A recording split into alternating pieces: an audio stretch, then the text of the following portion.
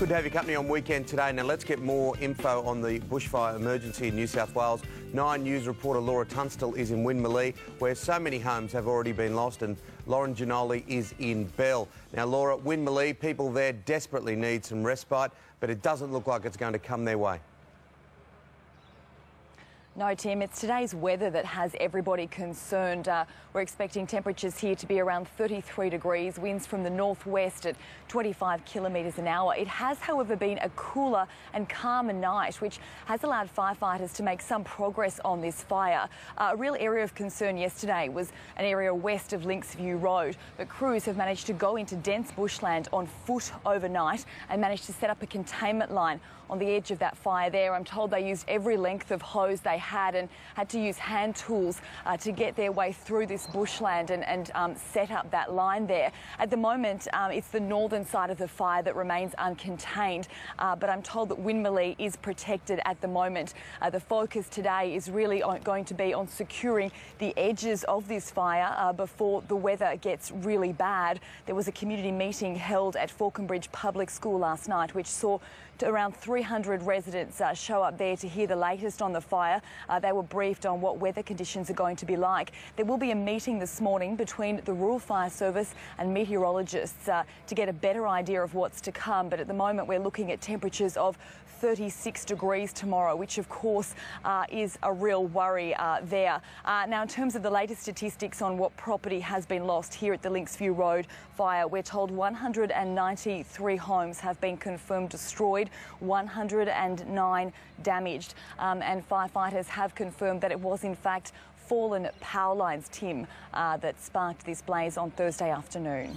Thank you very much, Laura. Now, where you are, if you travel west of the Great Divide over the Blue Mountains to Mount Victoria, there's a real emergency happening there. We heard from Rob Rogers earlier. Now, Lauren Giannoli is in Bell, and what are the conditions like there? Hi Tim, well as you can see behind me, our fire ripped up through this valley. I'm on the side of Bellsline Road, and fire crews have spent the night putting backburning and putting in containment lines. I'm joined here by Matthew Reeves from the Rural Fire Service. Good morning, Matthew. Good morning. Can you take us through what crews have been doing overnight? Yeah, absolutely. Overnight we've had crews working across both areas of the fire. That's at the Lithgow end and also at the Hawkesbury end. Crews have been backburning along the Bells line of road to secure that perimeter, but also a lot of operations overnight around Bilpin, with backburning operations proceeding around towards Mountain Lagoon. Yesterday and last night we constructed around 15 kilometres of containment line using heavy dozers, and overnight crews were in there backburning. At some point in time during the morning they did have to cease that operation due to some erratic winds, so they did set up for some property protection as a precaution.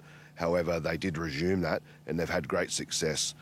It's particularly leading into our conditions that we're looking at today while we've been doing that work. Yeah, it's quite cool and quite calm at the moment. What sort of conditions have we got today, and what are your concerns? Our main concerns today are going to be at the Hawkesbury end of the fire, around Bilpin and Mountain Lagoon. We are looking at westerly winds coming through this afternoon from the Katoomba end, but also an east-northeast wind down around Richmond. So that can create a fairly unstable atmosphere, and firefighters will certainly be watching out for that during the day. Bells Line of Road, part of it along here, it is closed at the moment. What advice have you got for residents for the day? So for residents at the moment, we are at Watch and Act. It's very important that they understand that the situation is quite dynamic and can change at a moment's notice. They really need to keep tabs of what's happening on our website, and that's at rfs.nsw.gov.au. Yeah, Tim, so I guess the focus is what's going to happen this afternoon, and we'll keep you updated throughout the morning. Yeah, thank you, Laura. Thank you, Lauren. And I just trust that we are pleasantly surprised and we get better conditions than we